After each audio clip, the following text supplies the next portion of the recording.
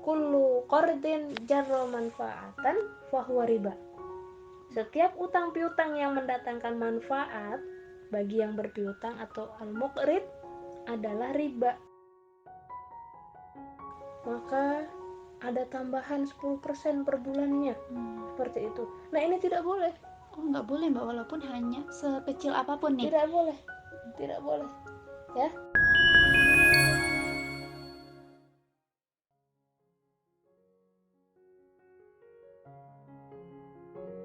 Tidak boleh. Ya, ini tidak boleh. Si pemberi pinjaman sedikit pun tidak boleh mempersyaratkan adanya tambahan dalam transaksi atau dalam akad hutang piutang. Seperti itu Mbak Nia. Walaupun cuma 1% nih misal Mbak, Tidak satu bulannya boleh. tidak boleh. Tidak boleh. Benar-benar nggak boleh. Itu ada hitam, kita tidak boleh abu-abu. Seperti itu Mbak Nia. Tapi seperti ini.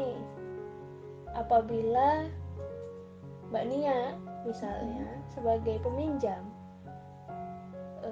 ingin mengucapkan rasa terima kasih kepada yang sudah memberikan pinjaman, ada kelebihan sedikit misalnya 10.000, 20.000, Mbak Nia memberikan tambahan dari itu, tidak apa-apa. Oh, karena itu jatuhnya hadiah gitu ya Mbak ya? Iya, ucapan terima kasih seperti itu. Jadi bukan karena si pemberi pinjaman, saya misalnya di sini sebagai pemberi pinjaman, kemudian kita mempersyaratkan di akad Mbak Nia harus ada tambahan sekian persen, 10% misalnya dalam transaksi hutang piutang kita, karena Mbak Nia ngambil temponya lumayan lama nih, 3 bulan seperti itu. Kemudian per 1 bulan Mbak Nia kena 10%. Wah, berarti berapa bisa dihitung? Seperti itu Mbak Nia. Itu yang tidak boleh. Betul. Nah, namun jika Mbak Nia ketika ingin mengembalikan dana, ternyata Mbak Nia sudah ada dananya, misal 1 juta rupiah, wah sebagai ucapan terima kasih nih, saya sebagai peminjam kemarin sudah ditolong, alhamdulillah, saya ingin memberikan ucapan terima kasih, misalnya saya 50.000 atau 20.000 atau 10.000 seperti itu sebagai tambahan, itu tidak apa-apa. Tidak apa-apa. Itu harus, nah begitu teman-teman harus difahami ya teman-teman, kalau dipersyaratkan dari awal itu nggak boleh, tapi kalau misalnya kita ingin berterima kasih sebagai peminjam itu, nah itu boleh ya teman-teman. Dalam hal ini kita harus sangat berhati-hati para sahabat setia semua yang ada di rumah. Jangan sampai ketika kita berniat meminjamkan dana kepada seseorang, ini malah dijadikan sebagai kesempatan. Lalu istilah sekarang ini kesempatan dalam kesempitan. Nah itu tuh yang sering terjadi nih Mbak. Jadi jangan sampai ini dijadikan kesempatan oleh kita untuk apa? Untuk mempraktikkan riba, atau dalam istilah kekinian itu disebut dengan margin. Jangan sampai kita menjadi rentenir seperti itu. Ya, kadang tanpa kita sadari sih Mbak, hal-hal kecil itu ternyata kita lakukan gitu dalam kehidupan sehari-hari. Betul. Kita harus sangat berhati-hati dan harus memfilter kegiatan transaksi keuangan kita seperti itu Mbak Nia, sehingga kita tidak melanggar hukum Tuhan. Seperti itu. Hati-hati tuh kuncinya. Oke. Kemudian ada yang selanjutnya nih Mbak. Apa sih, masih ada kan ya Mbak ya hal-hal yang harus kita perhatikan tentunya dalam hutang piutang ini? Baik, untuk adab selanjutnya yaitu meniatkan diri untuk melunasi hutang sejak awal. Jangan sampai terbesit dalam hati kita sebagai peminjam untuk menunda-nunda membayar hutang. Waduh, menunda-nunda membayar hutang, udah diniatin lagi sih. Jangan sampai dari awal kita mau minjam kemudian kita dalam hati kita terbesit, sudahlah gampang ini karena dengan saudara saya saya bisa ngulur-ngulur waktu, seperti itu. Menyepelekan ya Mbak, sama aja ya. Jadi jangan sampai kita menyepelekan, ya kan, untuk membayar hutang, apalagi tidak membayarnya sama sekali. Ini berbahaya sekali. Orang kepercayaannya bisa hilang kepada kita. Ya, lama-lama orang enggan untuk membantu kita, seperti itu. Ini berarti orang yang seperti ini, peminjam yang seperti ini, dia lupa dengan dasar daripada hutang piutang tadi, yaitu tolong menolong. Seperti itu, sebagaimana hadis, haddatsana Abu Bakar ibnu Abi Syaibah, haddatsana Abidah ibnu Humaid an Mansur an Ziyad ibnu Amri ibnu Hindin an ibni Hudzaifah wa Imran an ummul mu'minin Maimunah qalah kanat staddanu dainan faqala laha ba'du ahliha la taf'ali wa ankara dzalika 'alaiha faqalat bala inni sami'tu nabiyyi wa khalili sallallahu alaihi wasallam yaqul ma min muslimin yaddanu dainan ya'lamullahu minhu annahu yuridu ada'ahu illa adahullahu anhu fid dunya.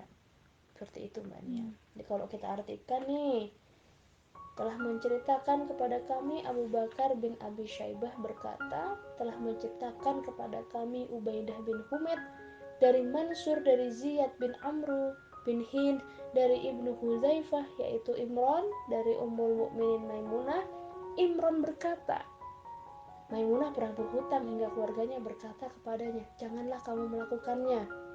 Dan mereka mengingkari perbuatannya tersebut. Maimunah berkata, memang benar, aku mendengar nabiku dan kekasihku bersabda, tidaklah seorang muslim berhutang sementara Allah mengetahui bahwa ia ingin membayarnya, maka Allah akan membayarkannya di dunia. Jadi libatkan Tuhan dalam setiap urusan kita, termasuk dalam hal hutang piutang. Ketika kita punya niat hati kita tulus, kita jujur, ketika kita berhutang kepada orang lain, kita dari sejak awal kita berkomitmen untuk membayar hutang tersebut ya, sesuai dengan perjanjian, sesuai dengan waktu yang telah disepakati bersama, maka Allah akan hadir bersama kita. Seperti itu. Jadi jangan hilangkan Tuhan dalam hal ini. Seperti itu. Allah pasti akan menolong kita. Yang penting satu tadi Mania, kita punya niat yang baik untuk membayar hutang tersebut. Betul. Karena apa? Karena apapun yang kita lakukan di dunia ini, Allah melihatnya. Teman-teman, apapun yang kita lakukan di dunia ini Allah melihatnya. Selalu libatkan Allah. Jadi kalau kita berhutang, ingat-ingat nih, aduh, kita nih ada yang mantau, jadi sehingga kita nggak akan ini ya Mbak ya, ya memperlama membayar hutangnya. Seperti kita mengatakan tadi, inna sholati wa nusuki wa mahyaya wa mamati lillahi ta'ala. Segala yang kita lakukan, ibadah kita, hidupku, matiku, itu semua karena Allah. Jadi dalam urusan hutang piutang pun kita harus karena Allah, melibatkan Allah, sehingga Allah pun datang dengan pertolongannya. Allah memberikan kita anugerah pertolongannya bahwa kita akan ada rezeki bagi kita untuk bisa membayar hutang-hutang tersebut. Masya Allah. Yang penting kita niat dan yakin kita bisa bayar gitu ya Mbak ya. Betul sekali. Menarik nih Mbak Zura, makin dalam pembahasannya.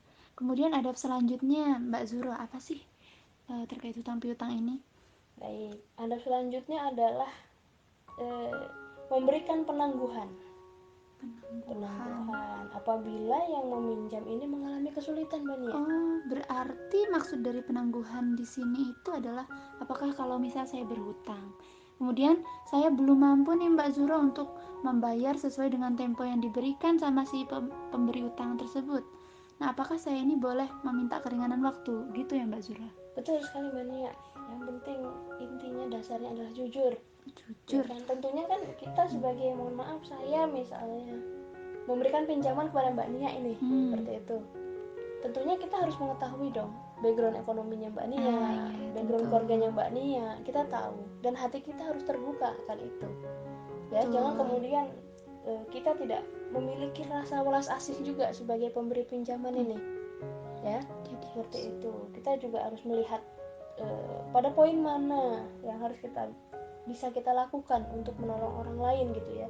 Apabila betul-betul orang yang meminjam kepada kita ya, dia dalam tanda kutip belum bisa membayar, ya kan, karena memang, mohon maaf, keadaan keluarganya sangat tidak memungkinkan dia untuk membayar, atau bahkan kesulitan dia yang kemarin pun itu belum terselesaikan gitu. Sehingga si peminjam ini belum memiliki dana yang cukup untuk mengembalikan kepada kita, untuk membayar hutangnya kepada kita, maka hati kita harus tergugah sebagai si pemberi pinjaman. Kita harus memberikan kelonggaran ya, kita harus memberikan penangguhan, kelonggaran, bahkan sebagaimana firman Allah ya dalam Quran surat Al-Baqarah ayat 280, Bismillahirrahmanirrahim, wa in kana dzu usratin fanadhiratun ila maisarah wa an tasaddaqu khairul lakum in kuntum ta'lamun. Seperti itu. Dan jika orang yang berhutang itu dalam kesukaran, maka berilah tangguh sampai dia berkelapangan dan menyedekahkan sebagian atau semua utang itu lebih baik bagimu jika kamu mengetahui. Sahabat HML dimanapun kawan-kawan berada, dan tentunya ini usikum wa iya ya nafsi, dan juga untuk Mbak Nia ya, apabila kalau ada teman kita yang meminjam kepada kita, atau sahabat kita, atau tetangga kita, atau saudara dekat kita yang meminjam kepada kita, kita melihat keadaannya, kondisinya dalam keadaan yang benar-benar fakir, gak mampu istilahnya, yang punya uang harus memberikan kesempatan sampai ada kelonggaran bagi si peminjam tersebut untuk mengembalikan dana yang telah dipinjamnya. Namun nih penting ini, ada namunnya ya teman-teman ya, yang berhutang harus jujur. Karena asas hutang piutang adalah tolong menolong. Kebanyakan saat ini Mbak Nia, mohon maaf, yang meminjam uang itu cuek. Wah, giliran ditelepon marah-marah. Wah, bahaya ini. Terbalik jadinya ya, Mbak, lebih garang si penghutang. Betul, saya pun Mbak Nia, ini sudah tanggal sekian, ini sudah jatuh tempo, Mbak Nia ngegas ke saya, marah-marah. Ini berbahaya ya, ditagih berkilah dengan alasan ini itu, nanti ya, besok ya, atau bahkan ketika didatangi ke rumah, ngumpet di rumah, bilang sama anaknya, bapak bilangin bapak nggak ada. Waduh, wah ini nggak boleh. Seperti itu ya, luar biasa fenomena zaman sekarang. Kadang yang meminjam uang ini jauh lebih galak dari orang yang memberikan pinjaman. Alhamdulillah, jangan sampai kita seperti itu. Nah, maka ketika memang misal orang tersebut betul-betul tidak memiliki uang untuk mengembalikan, katakan dengan jujur, saya belum uang nih, saya belum ada uang. Seperti itu. Lebih baik to the point ya, to the point. Saya belum ada dana seperti itu, karena mungkin memang belum ada biaya untuk mengembalikannya, atau memang malah kesulitannya belum teratasi, seperti itu ya Mbak Nia ya. Nah, maka ini penting bagi si pemberi pinjaman untuk menimbang, untuk memberikan pertimbangan. Yang penting kuncinya tadi, jujur dan to the point. Jujur dan to the point. Jadi apakah disedekahkan misalnya, ya sudah, untuk hutang yang kali ini karena saya melihat background keadaan kamu tidak memungkinkan untuk membayar hutang, nggak apa-apa, tidak usah dibayar. Nah gitu. Itu boleh seperti itu ya. Tadi sudah dikatakan oleh dalam Quran surat Al-Baqarah tadi ya, ayat 280, wa antasaddaqu khairul lakum in kuntum ta'lamun. Tapi ketahui dulu background keadaan keluarganya, keluarga tersebut, keadaan ekonominya. Ini menjadi penting Mbak Nia. Seperti itu. Jadi jujur dan terbuka gitu. Betul. Ya, apa adanya gitu. Betul, ya, keterbukaan itu penting. Seperti itu. Betul.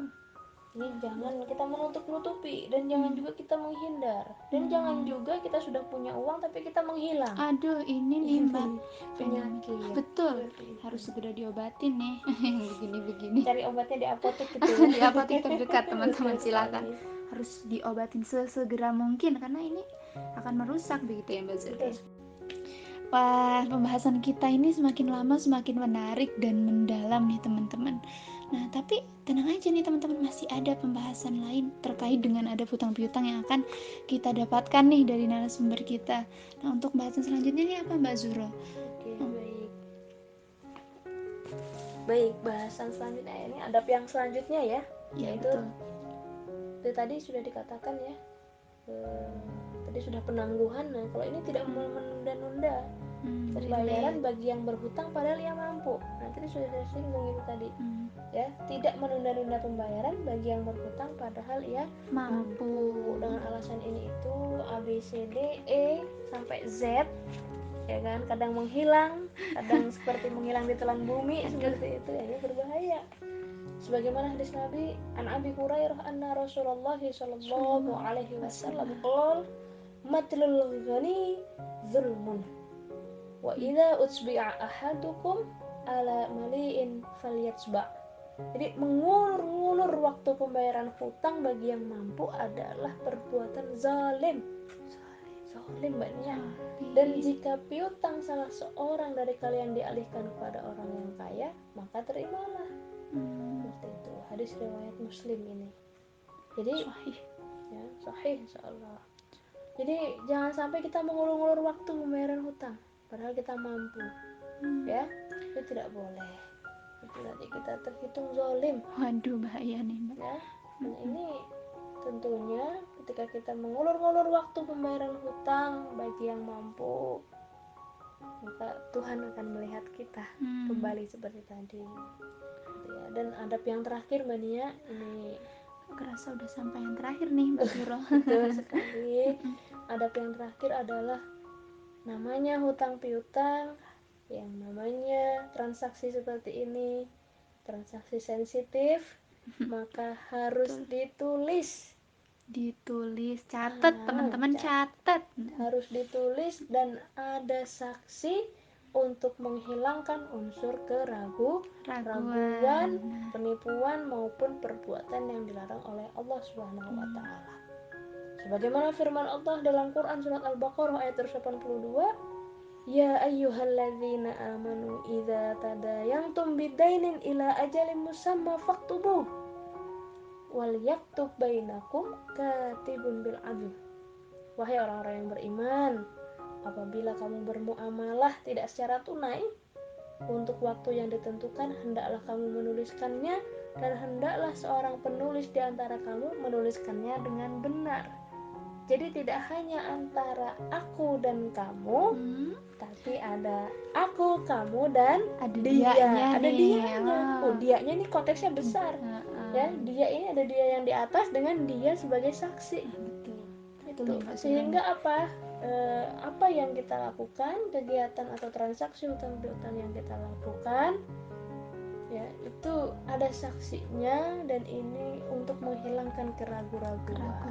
Jadi jika terjadi sesuatu hal di kemudian hari yang tidak diinginkan, kita ada saksi, ya kan? Ini tertulis dan ada bukti tertulis. Tentu harus dicatat. Misalnya nih, saya punya hutang, mohon maaf 5 juta ke Mbak Nia. 5 juta Mbak, besar ya? Besar. Jangan sampai ya, jangan sampai 5 juta tempo 5 bulan gitu. Oke, bulan pertama saya membayar 1 juta.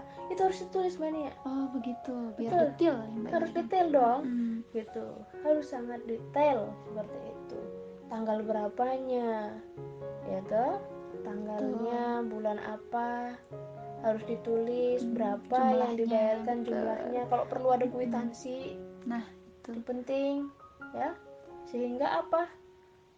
Sehingga ketika misal kita ingin membayar untuk selanjutnya, kita sudah tahu, oh saya kekurangannya sekian. Betul, jadi pasti ya, tidak mengawang-awang. Ibaratnya tidak ada keraguan. Ya, tidak bertanya-tanya. Misalnya, oh kemarin saya membayar tanggal sekian, bulan depan saya akan membayar tanggal sekian. Ini harus semuanya harus tertulis Mbak Nia. Betul, seperti itu. Biar nggak terjadi kayaknya itu ragu-ragu, itu penyakit namanya. Betul. Dan ini berbahaya. Karena ini adalah satu hal yang sensitif. Betul sekali. Satu hal yang sangat sensitif. Jika tidak diurai, tidak ditulis dengan baik, kita takutnya nanti akan menjadi mudarat, ada banyak mudarat ya, tidak ada apa saling percaya seperti itu, ini bisa merusak segalanya. Seperti itu bukannya ya. manfaat malah mudarat, bukannya tolong menolong malah bukannya jadi tolong menolong malah jadi pemutusan silaturahmi. Betul, ini yang dikhawatirkan sejak awal tadi ya Mbak ya. Bukannya tolong menolong malah mudarat yang lebih besar dirasakan seperti itu. Dan yang terakhir kawan-kawan sahabat setia AHML ya, dan Nia tentunya saya sendiri, kalau kita berhutang ke orang itu jangan lupa selipkan doa untuk orang tersebut. Kita doakan orang tersebut ya, kenapa? Karena dia sudah menolong kita. Itu sebagai rasa syukur kita, itu sebagai rasa terima kasih kita terhadap orang yang sudah memberikan bantuan. Kita doakan dia rezekinya lancar, sehat lahir batinnya, dan mendoakan atas keberkahan hidupnya. Ya, betul. Mungkin cukup ini Mbak Nia terkait dengan ada hutang piutang. Kita bisa lanjut nanti pada sesi selanjutnya. Tentu dong Mbak Zuro, nggak keberatan kan kalau misalnya kita undang lagi buat ngasih banyak info-info. Insya Allah. Selagi prinsipnya seperti ini Mbak Nia, selagi kita masih bisa bernafas dan selagi kita masih hidup di dunia ini, maka tolong menolong itu penting, maka berbagi dan sharing ilmu itu juga penting ya. Masya Allah sekali, bisa jadi kuotas aku hari ini nih Mbak Zuro nih. Oke, kalimat bijak hari ini begitu ya. Oke, terima kasih banyak Mbak Zuro atas ilmunya yang sudah disampaikan kepada saya dan teman-teman Al-Hikmah. Sangat bermanfaat tentunya untuk kehidupan kedepannya. Oke, sahabat Al-Hikmah, nggak kerasa ternyata kita udah berada di fase akhir nih pada segmen Al-Hikmah menjawab kali ini. Teman-teman jangan sedih lah ya. Semoga bisa sedikit menjawab rasa penasaran teman-teman di rumah. Tentunya setelah ini kita jadi tahu apa aja sih adab yang mesti kita perhatikan dalam hutang piutang, yang tentunya juga kita harus amalin loh dalam kehidupan sehari-hari. Nggak sekedar tahu aja, tapi kita harus mengamalkannya. Oke teman-teman.